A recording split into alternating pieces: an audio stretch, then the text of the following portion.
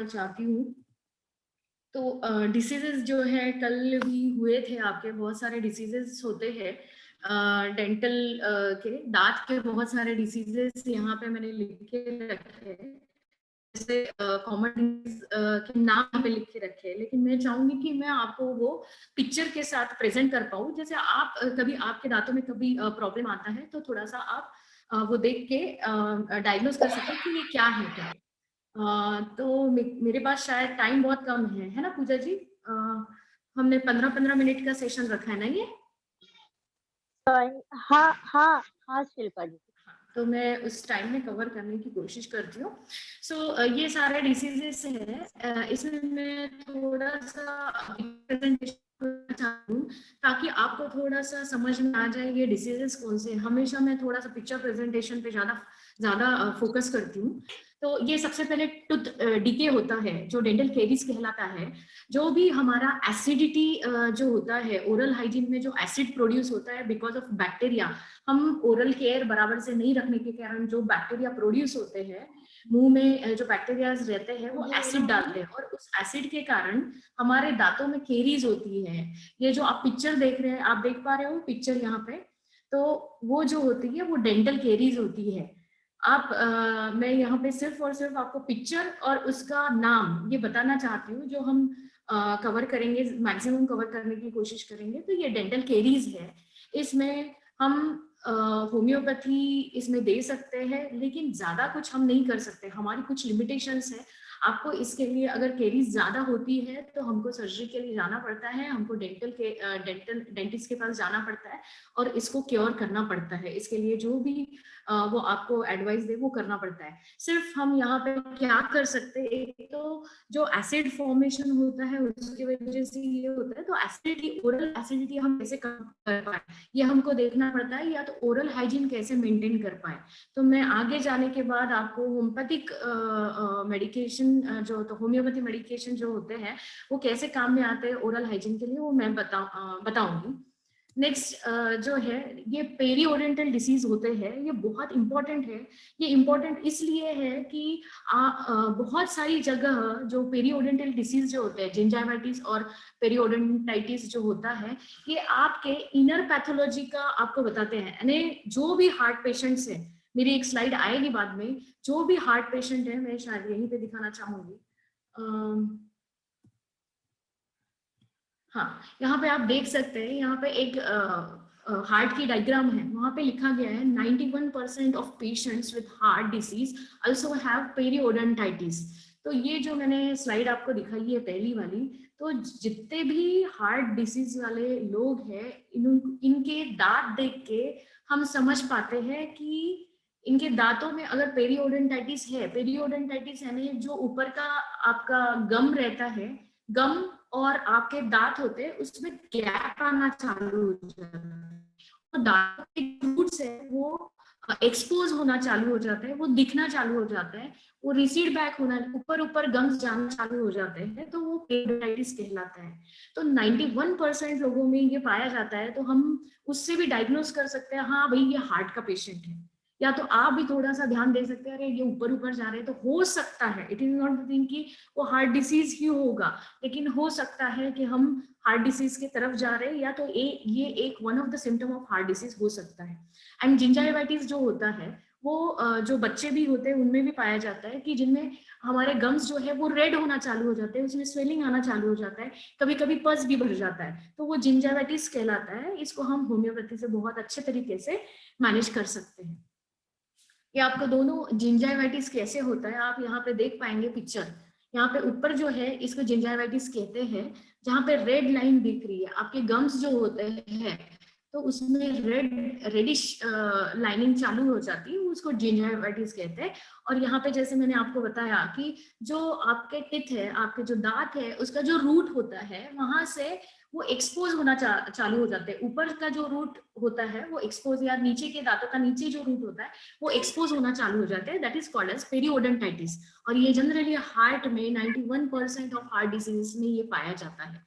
ये एक special hint है आपके लिए कि इससे डॉक्टर्स भी थोड़ा सा ध्यान दे सकते हैं, अरे हार्ट डिसीज तो नहीं है इनको, तो इस तरीके से अपन इसको डायग्नोज कर सकते हैं। फिर इसके बाद एक ट्रेंच माउथ करके आता है, ये थोड़ा सा बहुत कम लोगों में पाया जाता है, बहुत ही गंदी सी ओरल हाइजीन होती है, बराबर से वो दांतों का मुंह का केयर नहीं कर पाते, या तो जो टोबैको खाते हैं या तो जो नस लगाते हैं उनके इसमें ये पाया जाता है। ये एक प्रकार का बैक्टीरियल इन्फेक्शन होता है जिसमें माउथ बहुत ही गंदा हो जाता है। तो इस चीज में होम्योपैथी क्या कर सकती है, होम्योपैथी बहुत ही अच्छा काम कर सकती है इस चीज में कि एक कैलेंडुला करके आता है मदर टिंचर, जिसको हम पानी में मिला के डेली उसको मुंह में रिंस किया जाए, उसको कुल्ली करी जाए, तो ये बहुत ही अच्छे से कवर हो सकता है। कवर हो सकता है with the help of dentist, with the help of dentist हम इसको बराबर से मैनेज कर सकते हैं। एज अ होम्योपैथ हमारी लिमिटेशंस हमको बहुत अच्छे से मालूम है, तो हम दांतों की केसेस में हमारे पास बहुत सारी मेडिसिन है, लेकिन हमको डेंटिस्ट का भी इसमें सपोर्ट चाहिए रहता है। हम दोनों मिलके आपका ओरल हाइजीन बहुत ही अच्छे से मैनेज कर सकते हैं।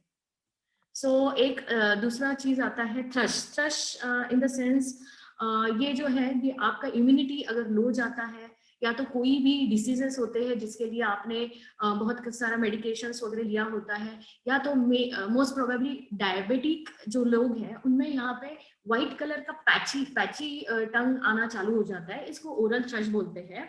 ये थोड़ा सा इम्यूनिटी लो जाने की वजह से बैक्टीरियल और फंगल इन्फेक्शन होता है, ये उस टाइप का फंगल इन्फेक्शन है। इसमें भी हमको होम्योपैथी बहुत ही अच्छा इसमें काम आता है। Then dry mouth. Dry mouth की बहुत सारी ये रहती है। आप जैसे ही अगर डेंटल कोई भी प्रोसीजर्स करके आते हैं घर में, तो आपको थोड़ा सा ड्राइनेस होना चालू हो जाता है मुंह में, या तो जो कैंसर की मेडिसिन होती है या एज रिलेटेड प्रॉब्लम होती है या बहुत सारी मेडिकेशंस आप लेते हो, उस टाइम पे ओरल कैविटी जो होती है थोड़ा सा ड्राई फील होना चालू होती है।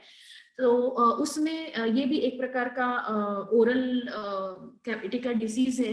तो इसमें भी होम्योपैथी बहुत ही अच्छा काम में आता है। मैं सिर्फ आपको कुछ एक पैथोलॉजीज बता रही हूँ, बाद में इसमें हम होम्योपैथी का कैसे काम कर सकते हैं ये मैं बताने वाली हूँ। सिर्फ मैं जो ओरल या डेंटल पैथोलॉजी है वो आप थोड़ा सा ध्यान में रखिए, मैं इसको इलेबोरेट नहीं कर सकती हूँ अभी, तो आप ये थोड़ा सा इस पे ध्यान रखिए। तो ये जो ड्राई माउथ है, आप अगर मेनोपॉजल एज में जाते हैं, आपको लग रहा है कि अरे मेरा मुंह बहुत ही सूखा सूखा लग रहा है, तो आपके एजिंग की वजह से भी वो होता है।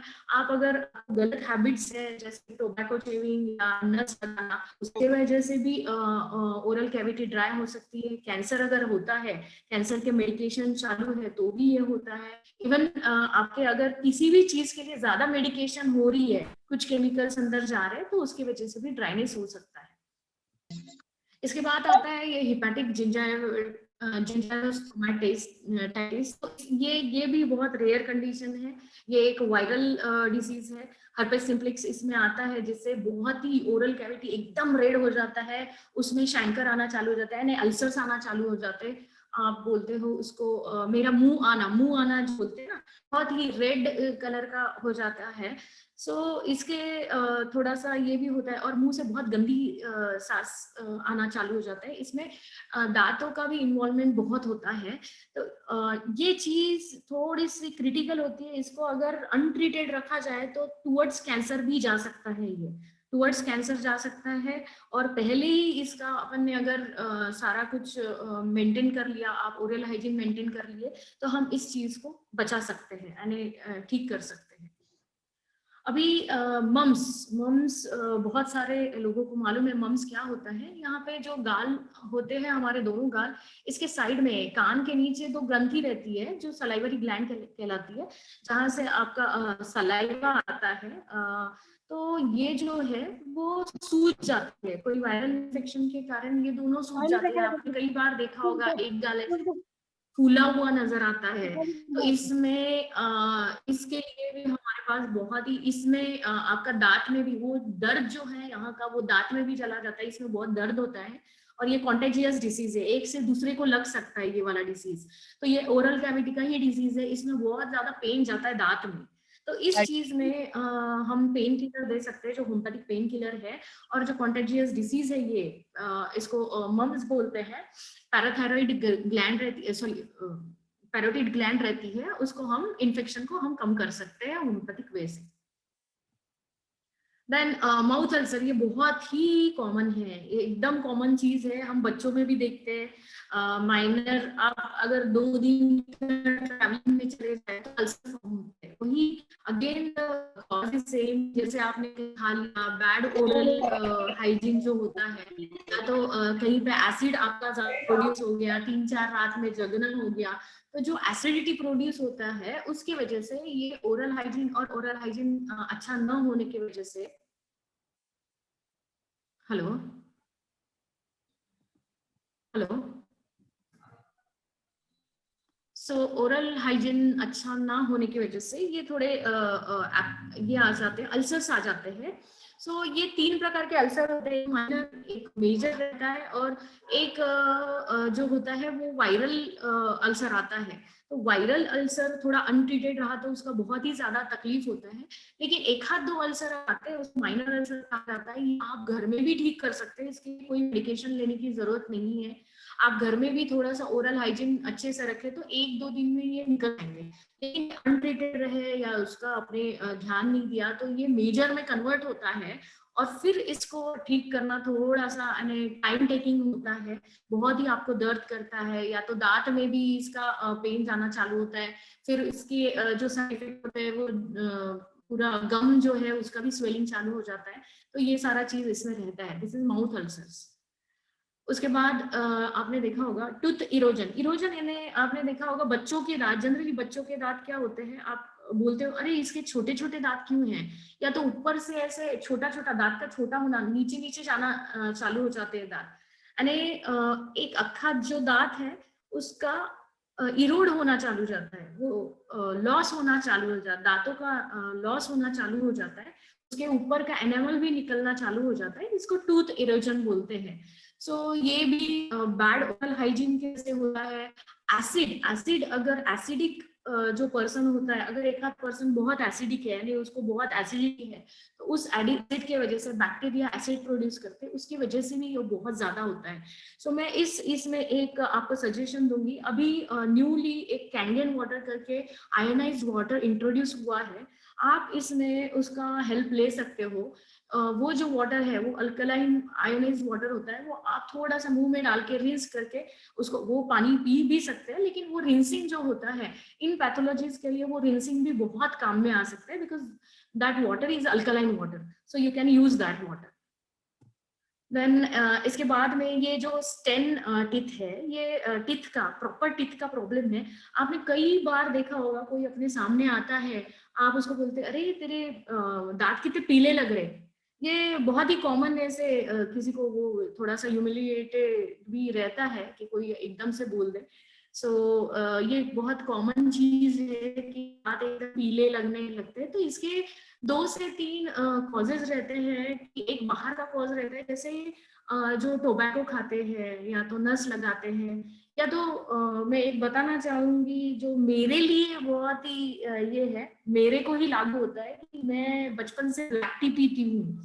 सो जब मैं ब्लैक टी पीती हूँ तो वो कोरी चाय होती है जिसमें आपका चाय पत्ती का मात्रा ज्यादा होता है, इसमें दूध वूध कुछ होता नहीं है, उसका जो कलर है वो दांत पकड़ लेते हैं, तो दांतों का स्टेनिंग चालू हो जाता है जिससे दांत पीले दिखते हैं। सो मेरे साथ भी हुआ है, लेकिन हर टाइम वो रिंस करना बहुत जरूरी है।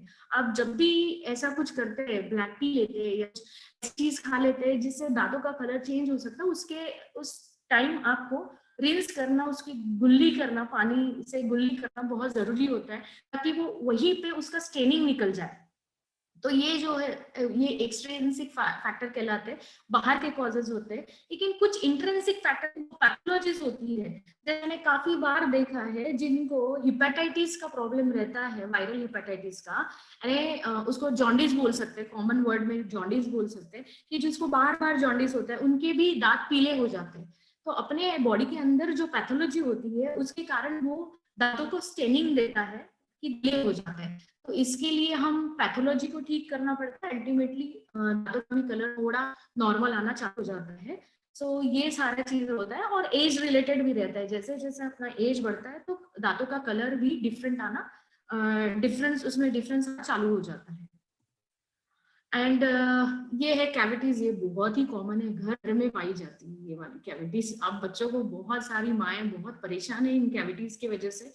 तो इसमें मैं बोलूँ कि इसमें बहुत ज्यादा रोल डेंटिस्ट का आता है। हम इसमें ज्यादा से ज्यादा क्या कर सकते हैं, पेन कम कर सकते हैं इसमें, और जो भी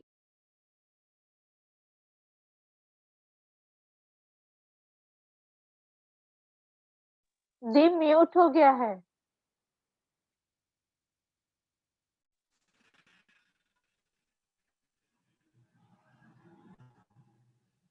हेलो। हाँ, ओके। हाँ हाँ, शायद ये नहीं था। सो प्रीवियस स्लाइड में बताया था कि ये चीज ऐसे ही आपका बच्चों में केरीज आना चालू हो जाते हैं, आपको डेंटिस्ट के पास ले जाना बहुत ही ज्यादा जरूरी है। पहले ही प्रायर उसका थोड़ा सा भी आपको चालू हो जाए तो आप केयर देना चालू कर दीजिए। जब भी बच्चे शायद मैम ने तो कल बहुत ज्यादा कवर कर लिए इस बारे में, मेरे को और बताने की जरूरत नहीं। तो होम्योपैथिक वे से हम यही कर सकते हैं इसमें कि हम इस टाइम पे जो पेन आता है वो कम कर सकते हैं, और जो जो बच्चे डरते हैं इन सारी प्रोसीजर्स को डेंटिस्ट के पास जाने के लिए, तो उनका डर हम डेफिनेटली कम कर सकते हैं। प्रोसीजर्स में जाने के पहले हम उनको मेडिकेशन करा सकते हैं ताकि उनका डर कम हो सके। ये है हाइपर लाइक एक्स्ट्रा टीथ आते हैं बच्चों को, अंदर अंदर टीथ आना चालू हो जाते हैं, आपने बहुत बार देखा होगा, एक से दो, एक टीथ के पीछे दूसरा टीथ आना चालू हो जाता है। तो ये भी एक प्रॉब्लम रहती है जिसमें हम सीधा सीधा अगर देखो भी हुआ है तो मैं इसके पास ही जाऊंगी, मैं होम्योपैथी इसमें ट्राई नहीं करूंगी। तो ये कुछ चीजें होती है जिसमें लिमिटेशंस है। तो इस चीज में हम थोड़ा सा, अगर कुछ दिखता है कि एक बच्चे को अगर पीछे टीना चालू हो जाता है तो दूसरा ना आए, इसलिए हम कुछ कर सकते हैं। लेकिन अगर हो चुका है तो उसको हम करेक्शन नहीं कर सकते, उसका करेक्शन आपको डेंटिस्ट के पास जाके ही करना पड़ेगा। देन माल ऑक्लूजन एक होता है जिसमें आपका डेंचर जो होता है वो प्रॉपर नहीं होता है, किसी के आगे आए हुए होते हैं, किसी के पीछे गए हुए होते हैं, या तो उसका जो एक अलाइनेशन होता है एक लाइन में वो नहीं आ पाते। तो इसमें भी हमको डेंटिस्ट से आपको जाके आपको ब्रेसेस लगवानी पड़ती है, डेंचर बराबर से करना पड़ता है, जो चीज करते हैं वो आपको ये कॉस्मेटिक डेंटल सर्जरी में आता है पूरा पार्ट, तो वो आपको कराना पड़ता है ना। इसमें मैं ये सारी चीजें मैं इसलिए बताई कि थोड़ा सा आपको पिक्चराइजेशन इसलिए मैंने यहाँ पे दिखाया है कि ताकि इसको देखते हुए आपको थोड़ा सा समझ में आ जाए कि भाई शैंकर कौन से होते हैं, अल्सर कौन से होते हैं, या तो कौन कौन सी चीजें।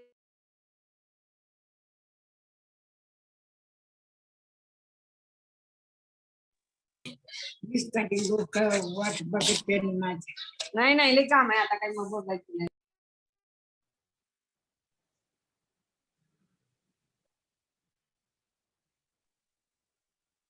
हेलो शिल्पा जी, आपकी आवाज नहीं आ रही है।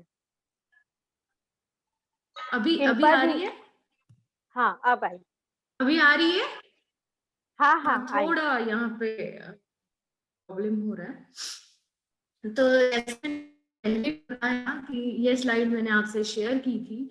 सो माउथ और बॉडी कनेक्शन क्या होता है, हमारा माउथ है, अगर आपने देखा होगा, आप कोई भी डॉक्टर के पास जाएंगे तो उनका पहला एग्जामिनेशन के टाइम आंखें देखते हैं, फिर आपका मुंह देखते हैं, वो मुंह में टॉर्च डाल के देखते हैं कि आपका ओरल हाइजीन कैसा है। तो यही बताया जाता है कि माउथ का बॉडी के साथ बहुत ही करीब का कनेक्शन है। अगर बॉडी पैथोलॉजी कुछ अंदर चल रही है तो एक डॉक्टर को समझ में आता है माउथ देख के कि अंदर क्या पैथोलॉजी चल रही हो सकती है। सो आपका जो माउथ है, it is window into your overall health. तो आपका हेल्थ आपके माउथ हमको समझ में आता है। So oral health is very very important. और ये भी मैंने जो बताया था 91% of heart diseases also having periodontitis, तो उसकी वजह से that is one of the symptom of heart diseases. इसमें हमने यहाँ पे एक ये दिया है कि prevention is best cure. So oral hygiene सबसे ज्यादा, अगर डेंटल प्रॉब्लम नहीं आनी चाहिए तो डे 1 से हमें ओरल हाइजीन पर ध्यान देना चाहिए, फ्लॉसिंग करना चाहिए। मैम ने आपको बहुत ही अच्छे से ये समझा दिया है कि इन सारी चीजों को कैसे करना चाहिए। इवन डाइट और न्यूट्रिशन का भी इसमें बहुत अच्छा हाथ होता है। हमको ऑर्गेनिक चीजें लेनी चाहिए जिसमें कैल्शियम की मात्रा, जो मिनरल्स होते हैं उसकी मात्रा बहुत ही अच्छे से हो, ज्यादा उसमें पेस्टिसाइड्स ना हो, ज्यादा फ्लोराइड ना हो, ये ज्यादा सॉल्ट ना हो, तो ये सारा यानी बराबर बैलेंस मात्रा में होनी चाहिए। ऐसा नहीं ज्यादा और कम नहीं होनी चाहिए, कम भी रहे तो भी प्रॉब्लम है, ज्यादा भी रहे तो भी प्रॉब्लम है। देन यहाँ पे एलोपैथिक पार्ट ऑफ ट्रीटमेंट जो मैंने एक स्लाइड ली है। सो यहाँ पे एक चीज बहुत ही अच्छी है कि उन्होंने बताया कि अगर आपको ओरल हाइजीन रखना है तो कभी कभी सॉल्ट और बेकिंग सोडा है वो पानी में डाल के आप रिंस कर दो, आप गुल्ली कर लो एक आध बार, तो वो एक अच्छी चीज होती है ओरल हाइजीन की। ऑफ मैग्नीशिया आता है जब अगर आपके इसमें माउथ अल्सर हो गए है, एप्थे हो गए तो सॉरी एप्थे हो गए तो उस टाइम पे आप रिंसिंग कर सकते हैं। यानी मिल्क ऑफ मैग्नीशिया करके आता है, उससे आप थोड़ा सा माउथ अल्सर के लिए उसको यूज कर सकते हैं। मिल्क ऑफ मैग्नीशिया आप यूज कर सकते हैं। यहाँ पे और एक है, अगर बहुत ही ज्यादा डीप अल्सर है तो उसको आइस से आप सेक दे सकते हैं। ओरल हाइजीन के लिए folic acid, vitamin B6 and vitamin B12 is very important, तो आप इसका सप्लीमेंट हमेशा रखिएगा। एक और चीज आती है, जब भी किसी को पेन आता है, बच्चों को भी पेन आता है, तो हम बोलते हैं लौंग का तेल आपको यूज करना चाहिए, और that is the best thing.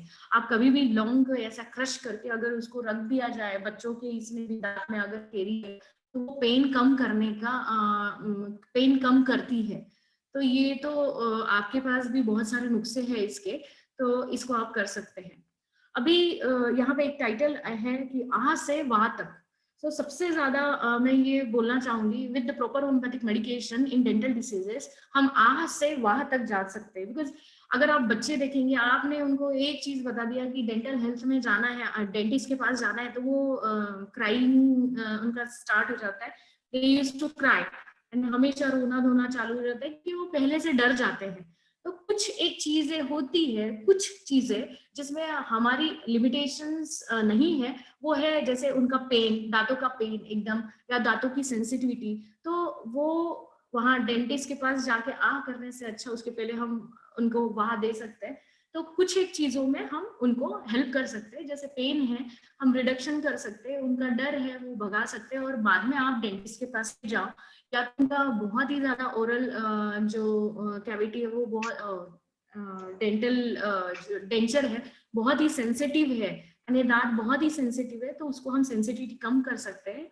और अगर रूट कैनल भी करना है तो उसके प्रायर, रूट कैनल करने के प्रायर हम कुछ मेडिकेशन दे सकते हैं, ताकि उसको ब्लीडिंग ज्यादा ना होए, या तो इधर उधर कुछ लग जाए अगर, क्योंकि माइन्यूट सर्जरी रहता है, अगर छोटा सा भी वो इंजेक्शन इधर उधर लग जाए तो उसके लिए हम तो हम सर्जरी और बाद में भी दे सकते हैं।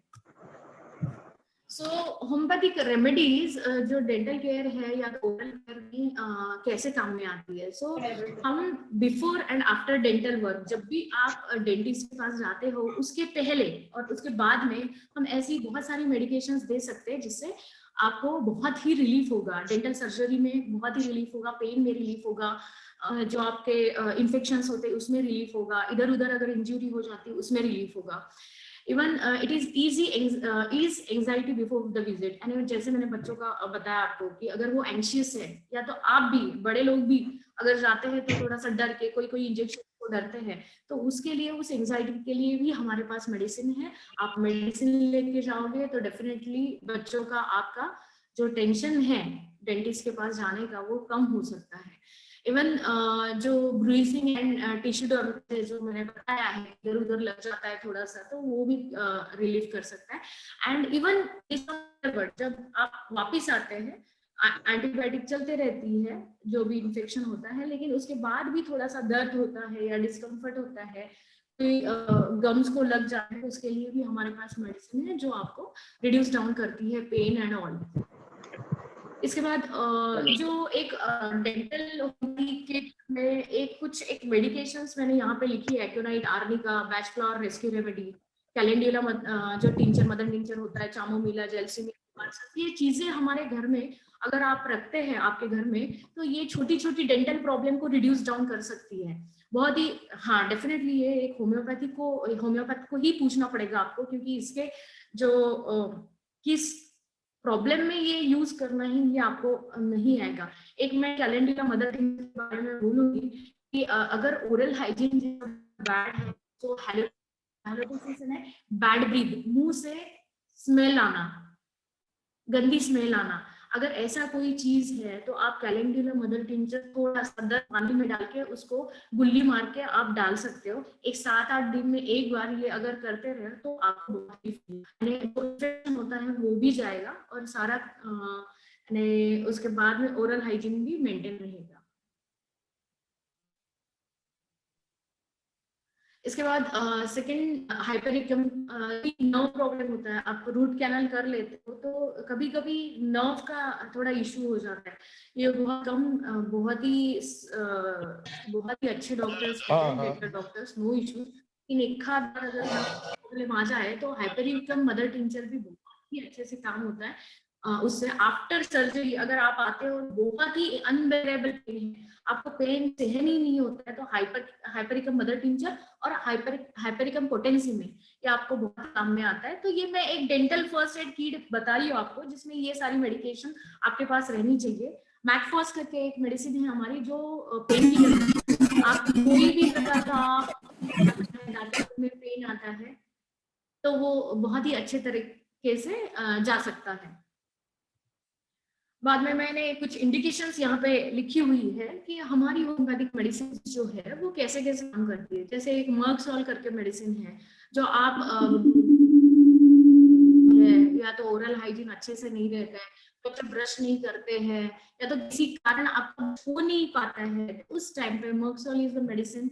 इवन द सेंसिटिव टीथ होते हैं, आपने ऐसे देखा होगा कि एकदम हवा आ जाती है तो एकदम सेंसिटिव, एकदम दर्द करना चालू हो जाए, आप यूज कर सकते हो। Hekla lava is the not the teeth problem. Hekla lava एक स्पेसिफिक प्रॉब्लम है आपको तो वो आप यूज कर सकते हो। चामोमिला एक मेडिसिन है जो आपका सारा पेन जो है, दांतों में जो भी पेन है वो कम कर देती है। बेलाडोना भी पेन किलर है, कॉफिया भी पेन किलर है। Plantago is the very good medicine for teeth, any teeth issue, अगर दांतों का कोई भी प्रॉब्लम है प्लांटेगो आप यूज कर सकते हो। बाद में आपने देखा होगा किसी किसी को डेंटल एब्सेस हो जाता है, एक पस वाला फोड़ा हो जाता है अंदर, तो उसके लिए एक सिलिशा करके रेमेडी है, वो भी बहुत अच्छी है। और रूट कैनल के बाद, स्पेशली जो भी लोग रूट कैनल के बाद हमारे पास आते हैं, हम उनको सिलिशा देते हैं, जिससे जो भी प्रॉब्लम होता है, जैसे बैक्टीरियल वगैरह कोई प्रॉब्लम होता है, उसके बाद इन्फेक्शन होना चालू हो जाता है, वो सारा इससे निकल जाता है।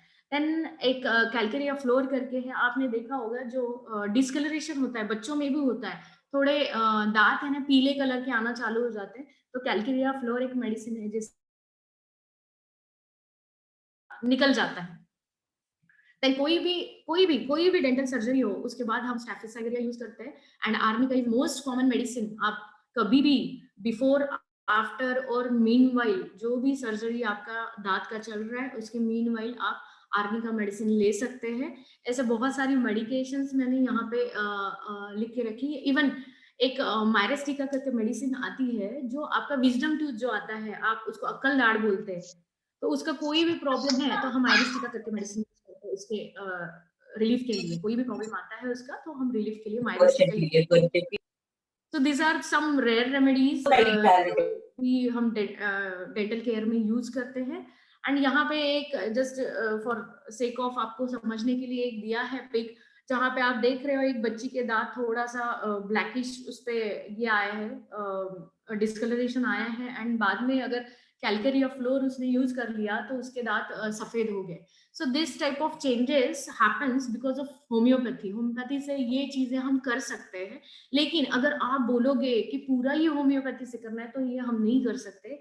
कई बार हमारी लिमिटेशंस आती है डेंटल केयर में, तो आपको डेंटिस्ट के पास जाना ही पड़ता है। सो यही मैं बोलना चाहती हूँ, इसलिए मैंने ये चीज यहाँ पे लिखी है कि our life is much like a guitar string. आप उसको ढीला भी छोड़ दोगे तो भी म्यूजिक नहीं आएगा, टाइट भी कर लोगे तो बहुत भंग भंग भंग भंग आवाज आएगी उससे। सो ये दोनों चीज आपको बैलेंस करनी पड़ती है। वैसे ही डेंटिस्ट और होम्योपैथ को आपको बैलेंस करना पड़ता है।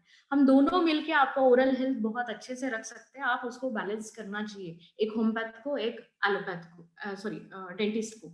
सो ये दोनों को आप बैलेंस रखेंगे तो डेफिनेटली आपका लास्ट तक के जो लास्ट एज होता है, ओल्ड एज होता है, उसमें बहुत सारी प्रॉब्लम्स आती है।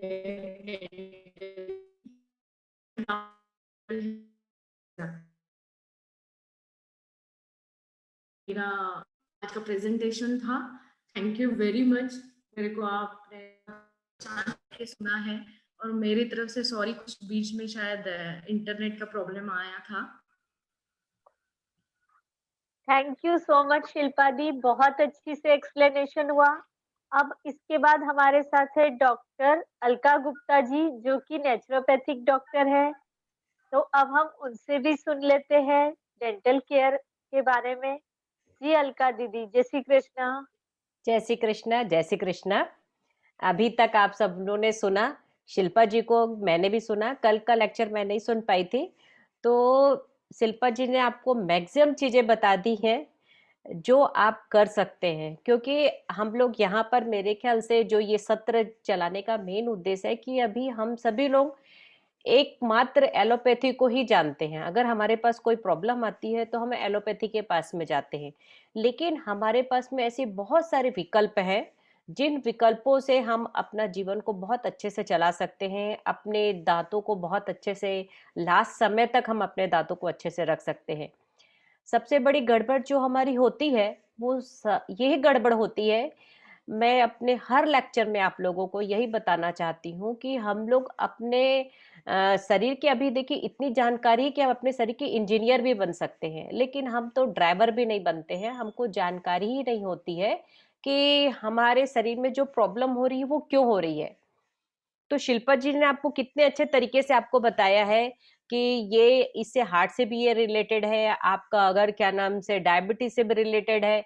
जब आपके पास में, आप डॉक्टर के पास में जाते हैं तो डॉक्टर आपको मुंह खोलने के लिए बोलता है, लेकिन आप बिल्कुल सहजता से उसके सामने मुंह खोल देते हैं, लेकिन आपको यह नहीं पता रहता है कि डॉक्टर मुंह खोलने के लिए आपको क्यों बोल रहा है।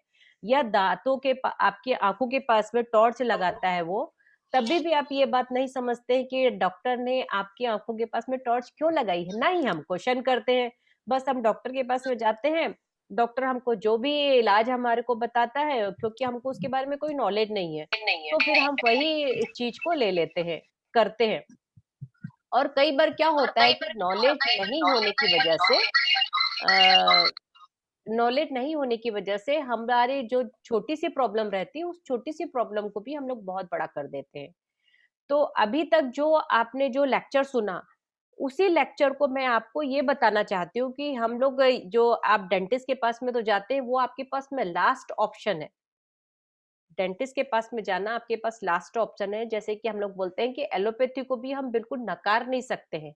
एलोपैथी आपके पास में लास्ट ऑप्शन है, लेकिन हमारे पास में घरेलू चिकित्सा है, हमारी नेचुरोपैथी है, जो कि मैं ये भी हर अपने लेक्चर में बोलती हूँ कि नेचुरोपैथी हमारी केवल एक चिकित्सा पद्धति नहीं है, ये जीवन जीने की कला है।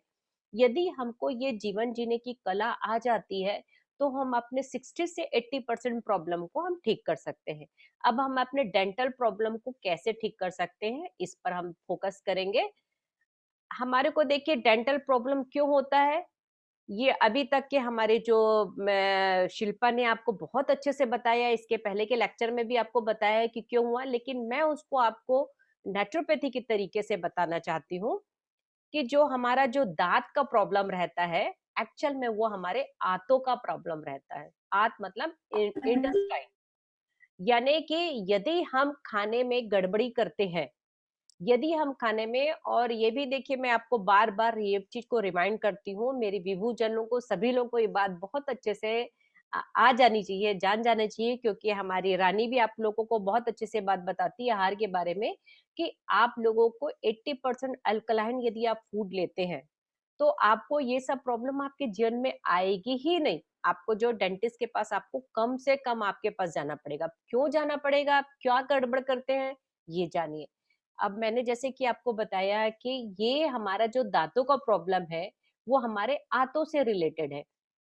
हमारे दांतों का काम, ईश्वर ने हमको दांत क्यों दिए हैं? ईश्वर ने हमारे को इतने प्रकार के दांत दिए हैं, जिन दांतों से हम काटते हैं, उसको पीसते हैं, उसको चबाते हैं।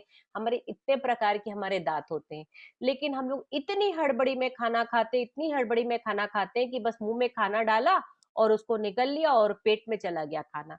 तो जो काम हमारे दांतों का काम था, वो काम हमारी आंत कर रही है। तो ऑब्वियस है, जिसका जो काम है वो काम ज्यादा अच्छे से करेगा ना, बनिस्बत कोई दूसरा काम करेगा। तो जब हमारी आंतों के पास हम अननेसेसरी बोझ पड़ जाता है, तो वहां पर क्या होता है कि हमारे को फिर एसिडिटी होती है। अब उस एसिडिटी की वजह से आपके दांतों में कैविटी होती है। जैसे कि अब यहाँ पर मैक्सिमम बस सिर्फ दांत की जो सर्जरी वाली चीज है उसको छोड़कर बाकी दांत का जितना प्रॉब्लम है, चाहे आपके दांतों में कीड़ा लगता है या दांतों में आपके गड्ढा हो जाता है या आपके दांत सेंसिटिव होते हैं या दांत की जी जितनी भी प्रकार की आपकी प्रॉब्लम है, दांत आपके घिसने लग जाते हैं, दांत आपके पीले हो जाते हैं, ये सारा का चीज है आपकी एसिडिटी। दुकान तो आपके जब एसिडिटी ज्यादा बढ़ जाती है तो आपको ये सारी प्रॉब्लम आती है, लेकिन हमको जब ये बात के नॉलेज ही नहीं है कि ये प्रॉब्लम हमको क्यों आ रही है। अब जैसे माउथ अल्सर हमारे को बताया गया कि माउथ अल्सर है, तो माउथ अल्सर में उन्होंने बताया है कि कैसे आप एल्कलाइन दवाई बताइए। वो है एल्कलाइन वाटर में आपको बताती हूँ कि घर में हम बना सकते हैं। आप जब अगर नहीं कर सकते हैं तो आप जरूर से ये पेथियों का आप इस्तेमाल करिए, क्योंकि मैं समझती हूँ एलोपैथी से तो हमारी जितनी समानांतर चिकित्सा है वो बहुत अच्छी है, क्योंकि इन सारी चिकित्साओं की साइड इफेक्ट नहीं है। एलोपैथी के बहुत सारे साइड इफेक्ट है, इसलिए हम सभी लोग ये चाहते हैं कि आप कम से कम एलोपैथी अपनाएं। तो हमारे को जब हमारे को ये बात अगर हमको पता लग जाती है कि एसिडिटी की वजह से हमारे मुंह में दुर्गंध आ रही है, तो हम लोग क्या करते हैं कि देखिए अब कितने सारे ऐड आते हैं कि मुंह में ये वाला डालिए तो आपको ये खुशबू आएगी, आप ये वाला पेस्ट लीजिए तो आपका दांत चमकने लग जाएंगे। ये सब केवल एक भ्रामक बातें हैं। आपके मुंह में जो दुर्गंध आती है वो दुर्गंध आपकी एसिडिटी की वजह से आती है, आपकी आंतों का एक्स्ट्रा वर्क करने की वजह से आती है। आपके आंतें प्रॉपर वर्क नहीं कर पा रही, इसलिए आपके मुंह में दुर्गंध आती है। तो उस दुर्गंध को दूर करने के लिए आप कोई एडिशनल दवाई खाएं, उसके बनिस्बत आप घरेलू चिकित्सा करिए और आप जानिए कि आपको ये एसिडिटी की वजह से आपके मुंह में दुर्गंध आ रही है। तो ये अभी मैंने आपको ये बताया जो आपको आज, क्योंकि हमारे पास में टाइम कम है और मैं ये भी आपको हर बार बताती हूँ कि हमारी जो बीमारियां हैं 60 से 80% बीमारियां हमारी कब्ज की वजह से होती है। कब्ज भी क्यों होता है? क्योंकि हमारी आंतें प्रॉपर वर्क नहीं कर रही। हमने अपने दांतों से वर्क नहीं कराकर हमने क्या किया, अपने खानों को जल्दी जल्दी चबाकर हम पेट के अंदर ले आए। अब पेट के अंदर ले आने से वो जो अधपके अन्न रहते हैं उससे हमको एसिडिटी हो जाती है, और जो अधपके अन्न रहते हैं वो हमारी बहुत दिक्कत से पेट में सड़न करते रहते हैं, और कब फिर उसके बाद वो बहुत मुश्किल से बाहर निकलते हैं, क्योंकि हम रफेज नहीं खाते, हम अल्कलाइन फीड फूड नहीं लेते हैं, हम एसिडिक फूड ज्यादा ले रहे हैं। उसकी वजह से हमको एसिडिटी हो रही है, उसकी वजह से हमको कब्ज हो रही है। कब्ज होने की वजह से भी हमारे दांतों में सड़न होने लग जाती है। तो ये अब हमने ये रिलेशन जान लिया कि हमारे को दांतों का जो प्रॉब्लम है वो क्यों है। इस दांतों के प्रॉब्लम को हमने जब समझ लिया तो फिर चलो ठीक है, अभी इतने उम्र के हो गए, हमने जो गलती की तो की है, अब उस गलती को सुधार ले। अब उसके बाद जो नए बच्चे हैं, कम से कम एटलीस्ट हम उन नए बच्चों को तो बताएं कि आप कम से कम एल्कलाइन फूड लीजिए, और एल्कलाइन फूड जब आप लेंगे तो आपको एसिडिटी नहीं होगी, एसिडिटी नहीं होगी आपको कब्ज नहीं होगी, आपको कब्ज नहीं होगी आपको एसिडिटी नहीं होगी, तो आपके दांत एकदम अच्छे और स्वस्थ रहेंगे, दीर्घायु रहेंगे, उसमें कोई भी दांतों संबंधी जो प्रॉब्लम है आपको ना तो कैविटी होगी ना तो आपके दांत सेंसिटिव होंगे। और सपोज हो जाते हैं, अगर हो भी जाते हैं तो हम इसको अपनी घरेलू चिकित्सा से ठीक करेंगे। घरेलू चिकित्सा भी हमारी क्या है, एल्कलाइन चीज हमारे को लेना है। तो उन एल्कलाइन, क्योंकि हमारे दांतों में क्यों हुई कैविटी, क्योंकि एसिडिटी ज्यादा हो गई है, तो उसको हमने कैसे ठीक किया, तो बहुत इजी सा एकदम तरीका है। यदि आपको इस प्रकार से आप ये एक पानी है, पानी में पाव टी स्पून आपका हल्दी है और बिल्कुल थोड़ा सा पाव टी स्पून से कम पीसी हुई फिटकरी है। इस पानी से आप गरारे करिए। यदि आपको क्या नाम से ऐसा लगता है कि दांतों में दर्द हो रहा है, तो इसी पानी को हल्का सा आप कुनकुना भी कर सकते हैं। इस कुनकुने पानी को करिए, इसे गरारे करिए, लास्ट में 1 घूंट आप पी लीजिए। और अगर आपके दाँत में सेंसिटिव दाँत बहुत ज़्यादा हो रहे हैं, तो इसको गरम-ठंडा का सेक भी आप कर सकते हैं। जैसे कि शिल्पा जी ने भी बहुत अच्छा बताया कि अल्कलाइन वाटर से भी आपके मुँह में दुर्गंध दूर होती है, जो उन्होंने दवाई बताई। उसी दवाई को मैं आपको नेचुरोपैथी के तरीके से आपको घरेलू चिकित्सा के हिसाब से बता रही हूँ कि आप इस प्रकार से अल्कलाइन वाटर घर में भी बना सकते हैं। बिल्कुल आप ऐसा मत सोचिए कि ये क्या नाम से बहुत कठिन चीज़ है, इससे तो ठीक नहीं होता है। बिल्कुल आप अपना के देखिए, आपको ठीक होगा। कई बार क्या होता है कि हमारे दाँतों में दर्द भी बहुत ज़्यादा दर्द होता है।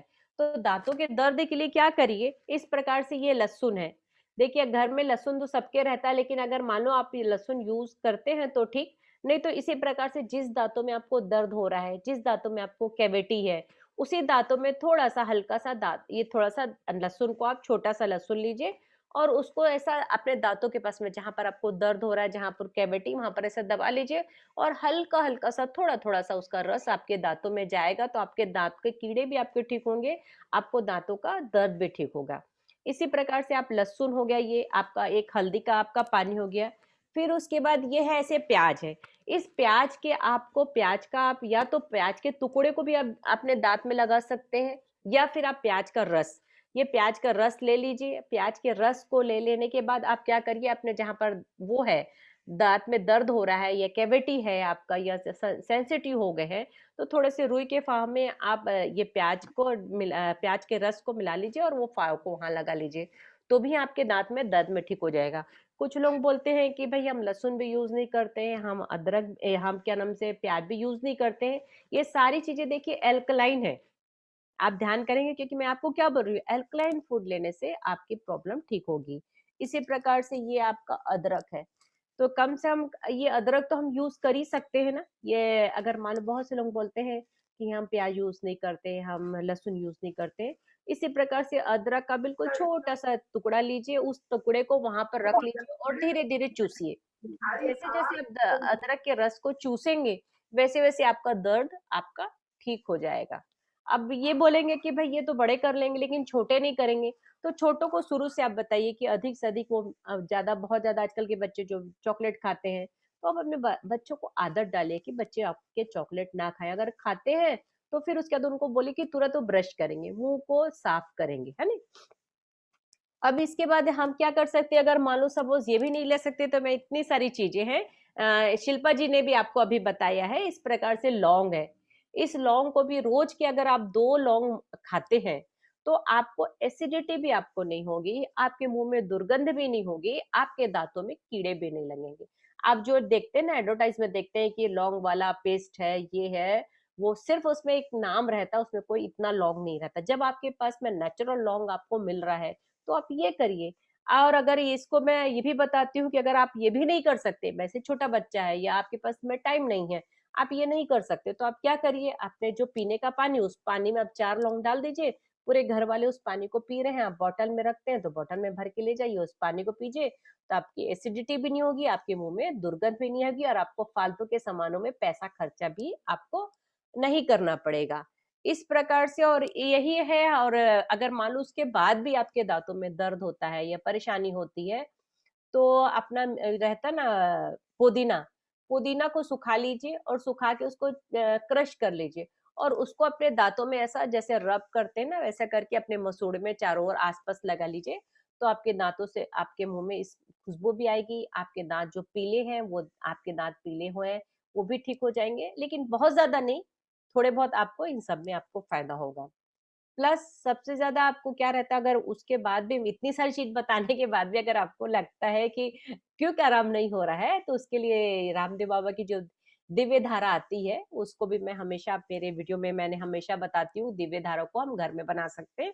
उसका भी मेरा वीडियो है और ये दाँतों का भी वीडियो है कि आप कैसे अपने दाँतों को ठीक कर सकते हैं। तो वो दिव्य धारा को बिल्कुल थोड़ा-सा 1 बूँद से भी कम उसको रुई में डाल लीजिए और जहाँ पर भी आपको प्रॉब्लम है, वहाँ पर आप लगा लीजिए रुई को, तो उससे भी आपके दाँतों में आराम आ जाएगा। इतनी सारी चीज़ें मैंने आपको बताई है, लेकिन बस आपको ध्यान कहाँ रखना है जितना कि जैसे कि अभी बताया है शिल्पा जी ने कि आपको हार्ट का प्रॉब्लम है तो आपको कैसे प्रॉब्लम हो सकता है, आपको शुगर का प्रॉब्लम है, तो ये सारी चीजें आपको क्यों होती है? इसीलिए होती है क्योंकि हमको खाने का जो तरीका है, हमारा अवैज्ञानिक तरीका है। हम खाना जो बनाते हैं, सब सोचते हैं हम बहुत अच्छा खाना खाते हैं, लेकिन खाने को हमने इतना पका दिया, इतना उसका प्रोसीजर हमने कर दिया है कि हम खाना हमारा जो अच्छा होना चाहिए, अल्कलाइन फूड होना चाहिए, वो हमारा एसिडिक फूड होता है। हम लोग नेचुरोपैथी में भी बोलते हैं कि जितना जो चीज गुरु पाक होती है वो उतनी गुरु पाच होती है, यानी कि जो जितना ज्यादा प्रोसीजर किया जाता है, जैसे कि हम गाजर लेके आए, फिर गाजर को हमने घिस दिया, फिर उबाल दिया, फिर उसका हलवा बना दिया, फिर उसमें खोआ डाल दिए, फिर उसमें खूब सारे नट्स डाल दिए, फिर उसमें खूब सारी घी डाल दिए, तो ये आपने क्या किया, एक वेस्ट चीज आपने खाई, सिर्फ जबान के लिए आपने टेस्ट के लिए चीज खाई। तो आप यदि आप गाजर का रस पीते हैं, यदि गाजर को ऐसे ही खाते हैं सलाद के रूप में, तो ये आपके लिए सबसे अच्छा है। फिर उसके बाद आप जूस पी सकते हैं।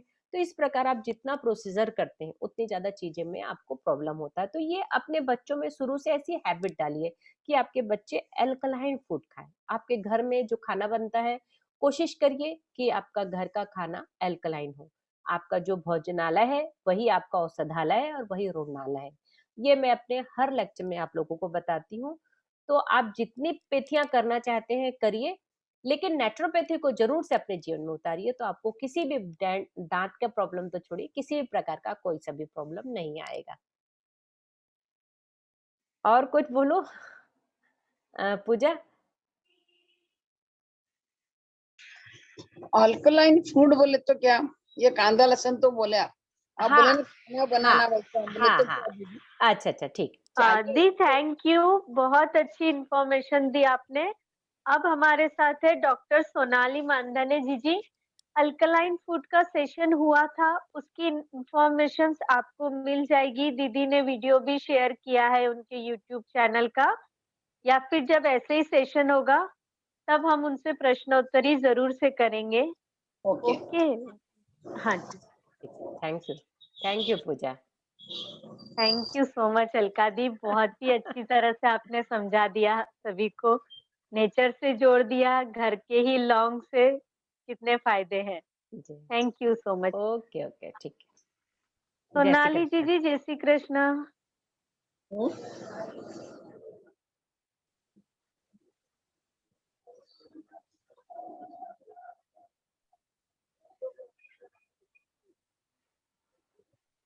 सोनाली जी आपको मेरी आवाज आ रही है? आपकी आवाज नहीं आ रही हमको।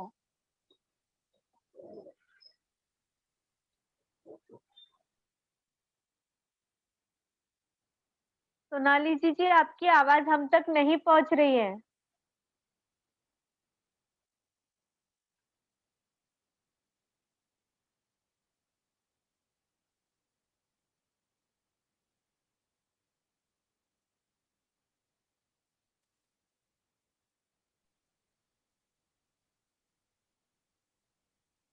ठीक है, मैं दूसरे डिवाइस से कनेक्ट हो रही हूँ। हाँ, अब आई आवाज, हाँ हाँ, आ गई आवाज। जय श्री कृष्ण दी। जय श्री कृष्णा।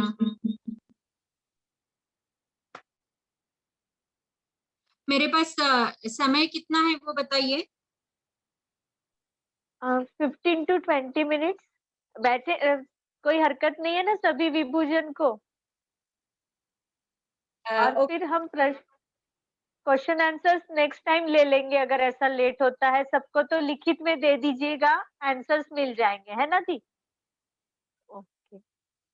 जय श्री कृष्णा सभी को, नमस्ते। बहुत सारा सब कुछ कवर ही हो चुका है कल के और आज के तीनों लेक्चर्स में मिला के, पर फिर भी जो आयुर्वेदिक पार्ट है मैं उसके लिए कहना चाहूंगी। और अब हम बहुत सारे लेक्चर्स सुन चुके हैं आयुर्वेदा के, तो हमेशा Ayurveda is working for preventive and curative, दोनों पर्पजेस से काम करता है। तो मेजर पार्ट हम आज प्रिवेंटिव देखेंगे कि हम कैसे दांतों के तकलीफों से बच सकते हैं।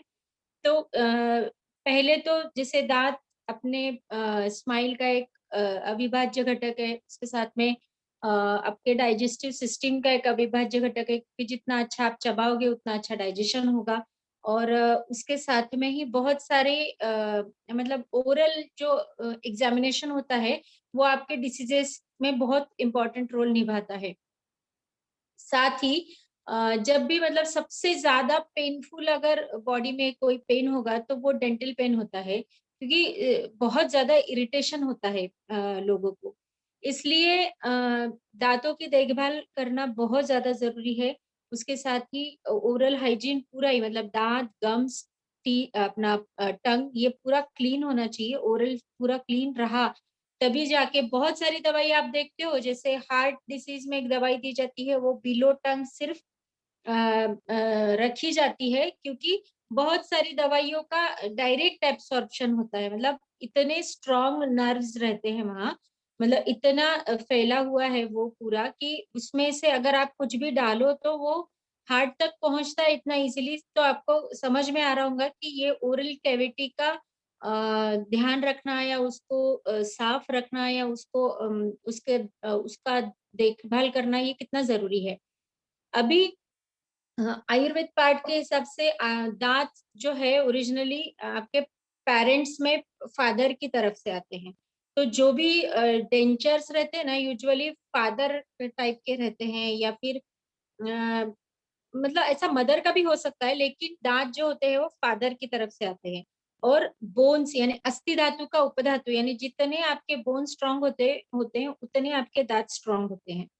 जब भी बहुत लोगों को देखते हैं ऑस्टियोपोरोसिस होगा तो उसके साथ उनके डेंटल ट्रीटमेंट्स भी चालू हो जाती है, उनके हेयर लॉस भी होना शुरू हो जाता है, नेल्स भी टूटना शुरू हो जाते हैं।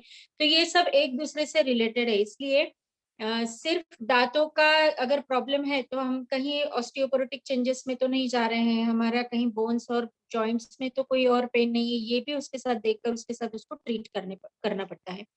तो यूजुअली जो अभी बहुत सारे डिसीजेस में मैं नहीं जाऊंगी, क्योंकि अभी सब सब डिसीजेस जो होते हैं वो आपको पता ही चल गए हैं कि कौन से डिसीज होते हैं।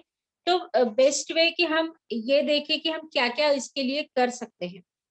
तो सबसे पहले जैसे आयुर्वेद जो है प्रिवेंटिव मेडिसिन में सबसे बेस्ट मेडिसिनल शास्त्र है। तो प्रिवेंटिव के लिए उन्होंने क्या बताया था, दिनचर्या, ऋतुचर्या, मतलब दिन भर में आपने क्या करना चाहिए, तो जो दिन भर में आपको डिसीज होने वाले हैं उसको आप अवॉइड कर सके। ऋतु बदल गया तो आपने आपकी डेली की जो नित्य कर्म की चर्या है वो कैसे चेंज करना चाहिए, तो आपको ऋतु बदलने से जो डिसीज होने वाले हैं वो नहीं होंगे। इसके बाद उन्होंने बताया कि जैसे डिसीज हो रहे हैं, पिछली बार हमने वेग धारण भी देखा था, तो जैसा वेग भी धारण करने से कौन से डिसीज होने वाले हैं तो वो भी उन्होंने बताए हैं। ये सब प्रिवेंटिव डिसीजेस में, और फिर इसके बावजूद भी अगर आपको डिसीज होता है तो क्यूरेटिव ऐसा उनका सिस्टम है। तो प्रिवेंटिव डिसीजेस में जब दिनचर्या बताई तो सबसे पहले उन्होंने प्रातः विधि यानी शौच वगैरह करने के बाद में आपको टीथ क्लीन करने के लिए कहा है, दंत धावन बताया है, जो हम आज भी वही फॉलो करते हैं। तो ये सब वहीं से शुरुआत हुई है, बिकॉज सबसे पहले ओरल हाइजीन अगर आपने क्लीन नहीं किया तो अंदर का बाकी आप कुछ भी ऊपर का जैसे स्नान करके या कुछ और मतलब बाकी सारी प्रोसीजर्स करके, अभ्यंग करके या आंखों में अंजन लगा के, उसका कोई भी बेनिफिट होने वाला नहीं है, ये उनको पता था। इसलिए उन्होंने सबसे पहले दंत धावन या ओरल हाइजीन क्लीनिंग के हिसाब से उन्होंने बताया था। अभी दंत धावन करना कैसे है, कब करना है, किसने किसने करना है, किसने नहीं करना है, ये सब चीजें उसमें आई हुई है। तो दंत धावन यानी दांत साफ करना। आजकल हम ब्रश का यूज करते हैं, पेस्ट का यूज करते हैं, तो पहले ऐसा नहीं था। तो उन्होंने क्या बताया था पहले कि जैसे पेड़ अवेलेबल थे बहुत, तब मतलब आजू बाजू में जहां भी था जंगल ही जंगल था, तो उन्होंने पेड़ का टहनी तोड़ के उसको सामने से आप उसको थोड़ा सा क्रश करो सो दैट वो सॉफ्ट हो जाए, और उसको पहले तो चबाना है आपको। मतलब आज जैसा आप ब्रश कर रहे हो ना वैसा वो दंत धावन के काड़ी से ब्रश नहीं करने को कहा था, उन्होंने सिर्फ हल्के हाथ से उसको घुमाने को कहा था, क्योंकि वो रस उसका लगना चाहिए और वो रस लग के वो क्लीनिंग होता था, साथ में गम्स को भी मसाज होता था। इस टाइप से उन्होंने बताया था। लेकिन कोई भी जितने भी अपने पास ट्री मिलते क्या हम सबका काढ़ी लेने के लिए उन्होंने बताया नहीं। उन्होंने हर एक की प्रकृति, जैसे वात वालों के लिए कौन सा, पित्त वालों के लिए कौन सा, कफ वालों के लिए कौन सा पेड़ की लेना चाहिए काढ़ी, ये बताया है। बट यूजुअली अभी हम बचपन से देखते हैं, सुनते आ रहे हैं, अभी बहुत अमेरिका में तो ये काढ़ियाँ अवेलेबल रहती है स्टोर्स में। तो नीम की जो काढ़ी होती है वो सब प्रकृतियों में चलती है। और नीम एक कड़वा रस होने के कारण, अभी जैसे यूजुअली पहले जो पेस्ट आते थे वो बहुत मीठे रहते थे, बट दांत साफ करने के लिए मीठा, खट्टा और नमकीन ये तीनों भी रस नहीं चलते हैं। इधर आप कड़वा, तीखा या कसेला इस टाइप के रस वालों से ही आपने दांत साफ करना है, क्योंकि यही रस होते हैं कि वो शुद्धि करने का काम करते हैं। जब भी अगर आपको लगता है कि भाई बहुत मुंह ऐसा चिकट हो गया है या कुछ हो गया है, तो आप क्या करते हो, कुछ तो ऐसा सौंफ जैसा चबाते हो। तो वो सौंफ क्या करता है, उसमें एक एस्ट्रिंजेंट कसेला रस होता है, उससे वो क्लीनिंग करता है। इस टाइप से ये जो तीनों रस है ये क्लीनिंग का काम करते हैं। तो वो जो होते हैं उसमें सबसे बेस्ट होता है नीम, जो कड़वा रस वाला होता है, जो हर एक प्रकृति के लिए प्रॉपर मतलब ठीक है, मतलब चलता है।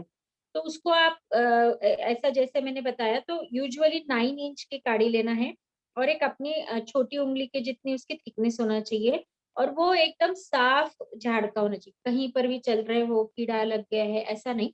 उसके पत्ते निकाल लो, उसको सामने से थोड़ा सा क्रश करो और उसको सिर्फ घुमाना है या चबाना है पहले।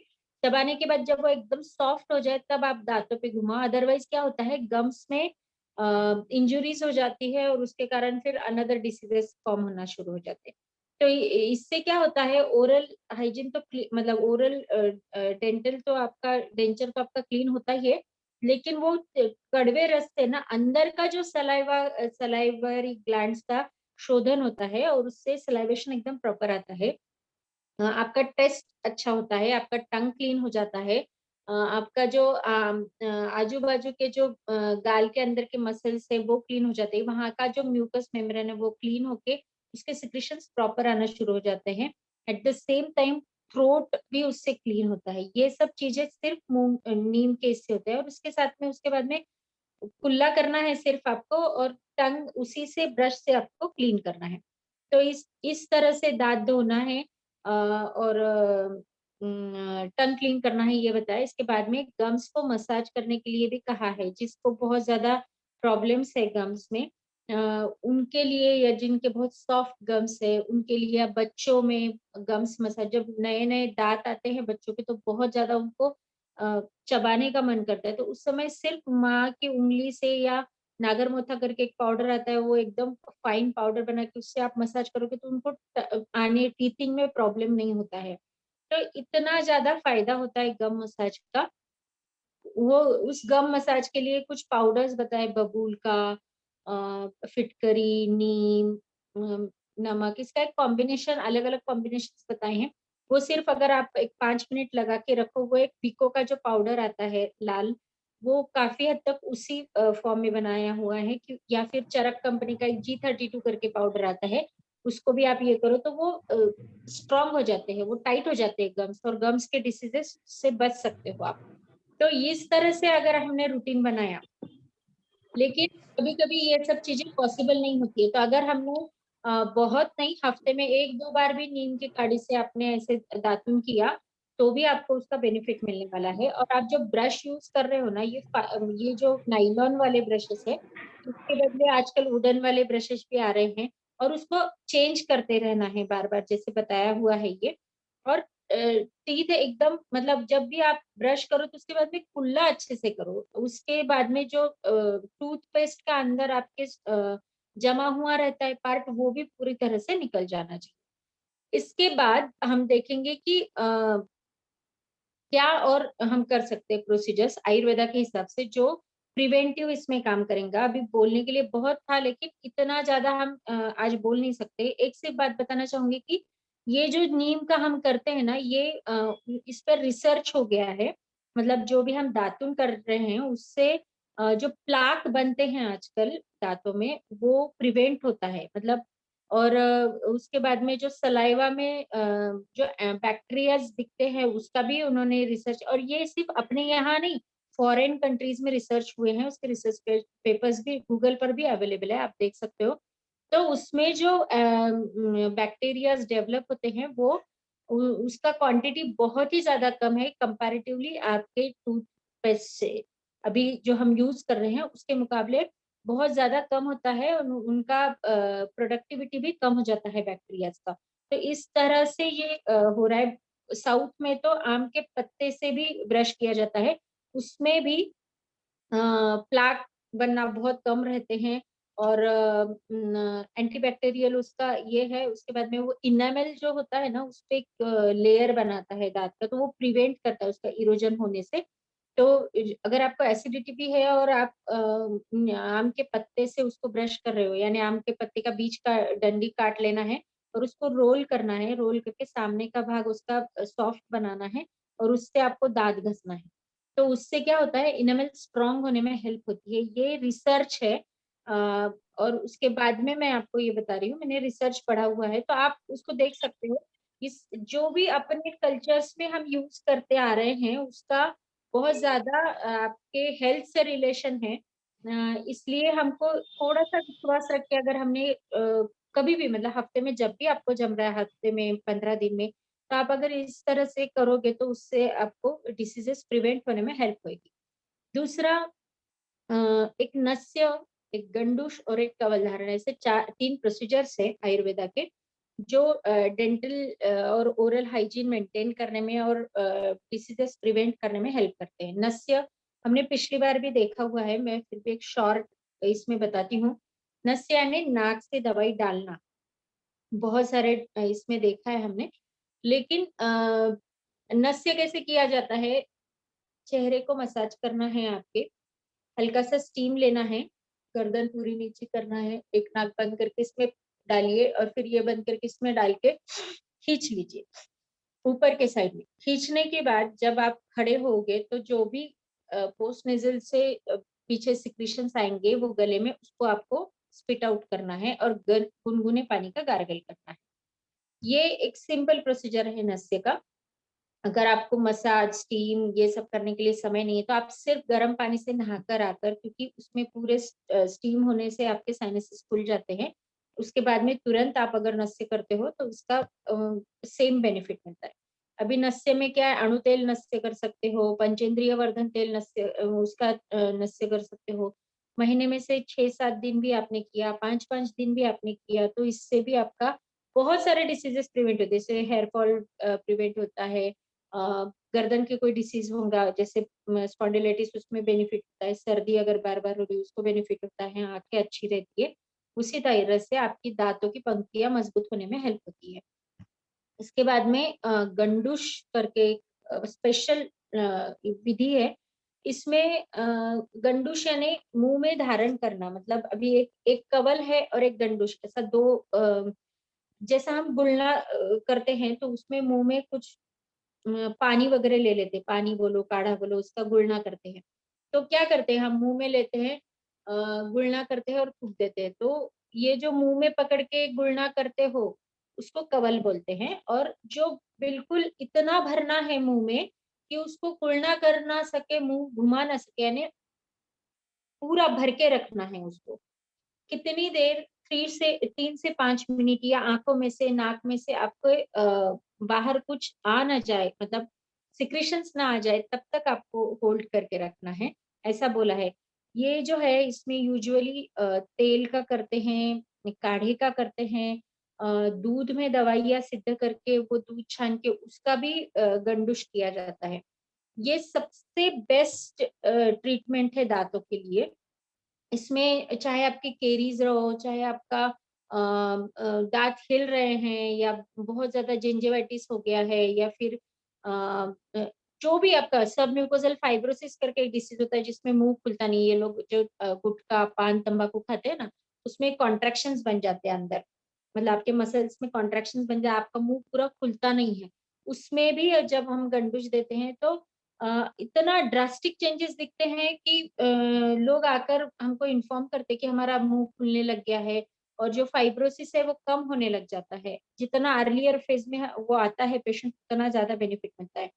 तो दांतों के इसमें यूजुअली तिल का तेल जो होता है उसको हल्का सा गुनगुना करना चाहिए और मुंह में पकड़ के रखना चाहिए, जितनी देर आप पकड़ के रख सकते हो, और उसके बाद में थूक देना है।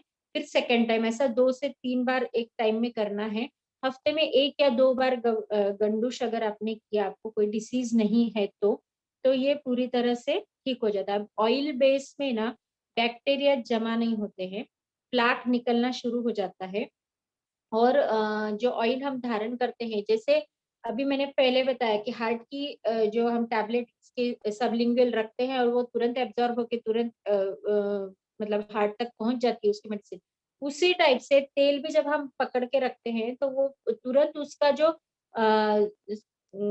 एक्टिव पार्ट है वो खींच लिया जाता है, वो उसका काम करना शुरू कर देता है। इस तरह से उसका भी वर्किंग है। तो गंडुश और कवल ये दोनों भी चीजें बहुत अच्छा काम करती है। जब गम्स में कोई पस जैसी चीज हो जाती है तो हमको भी जैसे डेंटल प्रोसीजर्स आयुर्वेदा में भी बताए हुए हैं, लेकिन आजकल आयुर्वेदिक इससे नहीं किया जाता। आप डेंटिस्ट के पास जाकर आकर भी इसके बाद में भी आप कवल और गंडुश अच्छा प्रॉपर मेडिसिनल, जैसे कुछ काढ़े से या कुछ सिद्ध दूध से अगर आपको करने को बोला और आपने वो किया, तो उसके बाद में के भी जो प्रॉब्लम्स है वो आपके बहुत ज्यादा हद तक कवर हो जाते हैं। और अगर आपको कोई डिसीज ही नहीं है और आपने ये कवल गंडुश और नस्य ये भी रेगुलर बेसिस पे किया, तो आपको बाद में भी ये डिसीजेस होने का कोई रीजन नहीं रहेगा। चाहे आपको अंदर से जो भी प्रॉब्लम है वो भी उसमें सॉर्ट आउट होना शुरू हो जाते हैं। तो इस तरह से हमने देखा कि कवल गंडुश ये और कुछ मेडिसिन है, जैसे आंवला है। अगर हम आंवला रोज खाते, मैं इसलिए देती हूँ ये सब चीजें बताती हूँ कि ये रूटीन में आपके आना चाहिए। जैसे हम खाना खा रहे हैं, जैसे हम फ्रूट्स खाना कंपलसरी लगता है हमको, या हमको नट्स खाना कंपलसरी लगता है, या हमको दूध पीना कंपलसरी लगता है, वैसे कुछ मेडिसिन अगर हमने रसायन के तौर पे कंपलसरीली लेना शुरू किया ना, अभी तो बहुत मतलब इजीली अवेलेबल भी रहता है, आप घर में स्टोर भी करके रख सकते हो। ऐसी कुछ कुछ छोटी छोटी चीजें हैं, जैसे त्रिफला है, आंवला है, हल्दी तो हमारे यहाँ रहती है। दांत के लिए हम फिटकरी ला ले और अच्छे से उसको भूने, जब तक उसका पानी नहीं उड़ के उसकी लाया बन जाती है, पूरा पानी अट जाता है उसका। लोहे के कढ़ाई में उसको आप खिलाओगे तो, और उसकी पाउडर बना के रख सकते हो आप।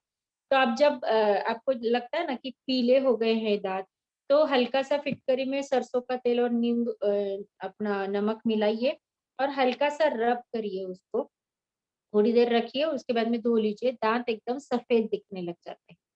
तो इस तरह से छोटी छोटी चीजें भी अगर हमने रखी घर में और थोड़ा ध्यान दिया, तो बहुत सारी चीजें बड़ा बहुत करने की जरूरत नहीं पड़ती है।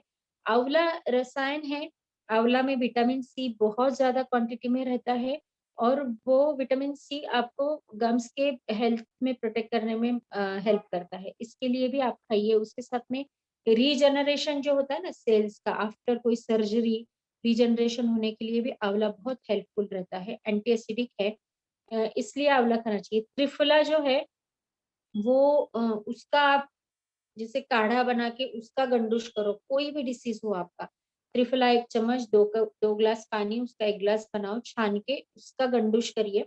आपको अगर उसमें थोड़ा सा तिल्ली का तेल या एक स्पेशल इरी मेदादी तेल आता है जो दांतों के दर्द के लिए काम करता है, वो भी आप 1 ढक्कन उसमें डाल के आप फोल्ड करके रखो, गंडुश करो, उससे आपको बेस्ट बेनिफिट्स मिलते हैं। एलोवेरा भी, एलोवेरा जूस से भी आपको बेस्ट बेनिफिट्स मिलते हैं। हल्दी, जैसे अभी अलका जी ने बताया कि उसको हल्दी से रिंस करो, हल्दी के पानी से, तो वो अल्कलाइन इफेक्ट देता है।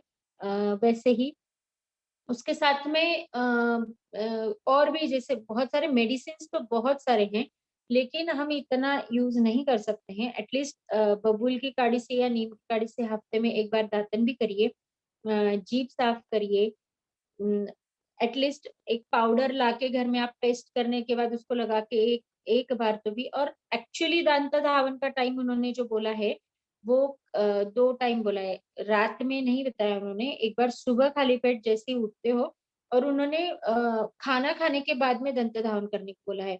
तो उनको पता था कि दांत में जो भी फंस जाता है उसके बाद में जर्म्स बन जाते हैं और उससे डिसीजेस होना शुरू हो जाती है, इसलिए उन्होंने खाना खाने के बाद में दांत दातुन करने के लिए कहा है, लेकिन अभी हमको इतना समय नहीं होता है, तो एटलीस्ट हम अच्छे से गार्गल करें, गुड़ना करें। यानी गुड़ना यानी गार्गल यानी गले तक नहीं, लेकिन दांतों को, जो महाराष्ट्रियन ब्राह्मण कम्युनिटी रहती है ना, मैंने देखा है वो लोग बिल्कुल कहीं भी जाओ गुड़ना करते ही है, उनके इसमें ही वो रहता है। तो उसी वैसा ही अगर हमने भी अपने कल्चर में, अपने अपने डेली रूटीन में एक नियम बना लिया, तो आधे अधिक डिसीज तो हम वैसे ही अवॉइड कर सकते हैं। और अपना देख के बच्चे भी करने लग गए, जैसे चॉकलेट खाते हैं या कुछ भी खाते हैं, मीठा खाते हैं। आजकल हम रात में बहुत मीठा खाते हैं, आइसक्रीम्स और ये सब चीजें, और ब्रश नहीं करते हैं। एटलीस्ट गुड़ना तो भी एकदम अच्छे से करिए। या त्रिफला का काढ़ा बना के रख दीजिए घर में सुबह सुबह, उससे भी आप थोड़ा सा गार्गल करके भी सो जाएंगे। या सिर्फ हल्दी का भी पानी से आप गार्गल करके, वो जो स्वीट्स के कारण जो आपके इसमें जर्म्स होने वाले हैं वो आप अवॉइड कर सकते हैं। इस तरह से हम आयुर्वेद के थ्रू भी इसको प्रिवेंट कर सकते हैं। क्यूरेटिव मेजर्स तो बहुत ज्यादा है। इसमें भी सर्जिकल प्रोसीजर्स बताइए, जैसे जो स्केलिंग किया जाता है वैसे ही हमारे इसमें भी लेखन करने के लिए बताया, लेकिन कुछ भी इंस्ट्रूमेंट्स डेवलप नहीं है, तो ये प्रॉपरली डेंटिस्ट के पास जाकर ही हम कर सकते हैं। जो सर्जिकल डिसीज है उसको सर्जिकली ही हमको ट्रीट करना पड़ता है। और प्रिवेंटिव पॉइंट ऑफ व्यू से जो हमने बताया है, ये अगर हम रेगुलर बेसिस पे अपने इसमें करें, या खाना खाने के बाद जैसे कुछ एक फाइबर की लास्ट वाला फाइबर ऐसा चबा ले अच्छे से, तो उससे क्या होता है, क्लीन होता है। लाइक गाजर खा ले, ककड़ी खा ले, तो वो फाइबर से पूरा मुंह क्लीन हो जाता है। तो इस तरह से भी करें। या फिर खाना खाने के बाद में बहुत लोग सौंफ और ये सब चीजें खाते हैं, लेकिन वो क्यों खाया जाता है कि मुख शुद्धि हो। लेकिन आजकल हम क्या खाते हैं, पान मसाला, उसमें स्वीट रहता है, उसमें ये चेरीज रहते हैं और बहुत सारी चीजें रहती है, उससे और नुकसान होता है। इससे इसके बदले हम अगर सिर्फ जेष्ठमध का पाउडर और सौंफ का पाउडर ऐसा बना के रखे और वो थोड़ी देर चबा के और उसके बाद में कुल्ला करे, तो उससे भी आपके मुंह की शुद्धि हो जाती है। आपका जो यहाँ सलाइवा बनने वाला है, जिसका डाइजेशन में बहुत मेजर रोल है, वो अच्छा बनेगा और उससे डाइजेशन और अगली बार का डाइजेशन प्रॉपर होता है। मुंह में कुछ नहीं रहा तो पेट का जो इंजन है हमारा बहुत अच्छे से शुरू होता है, और उसमें सिक्रीशंस होने में हेल्प होता है, एंजाइम सिक्रीट होने में। तो इस तरह से अगर हमने किया तो हम बहुत सारे डिसीजेस को प्रिवेंट कर सकते हैं। मैं अभी रुकती हूँ क्योंकि समय भी हो चुका है, और हम क्वेश्चन आंसर जैसे इन्होंने बताया पूजा दीदी ने, कि हम बाद में ले लेते हैं। जय श्री कृष्ण। जी जी, थैंक यू सो मच दीदी, आपने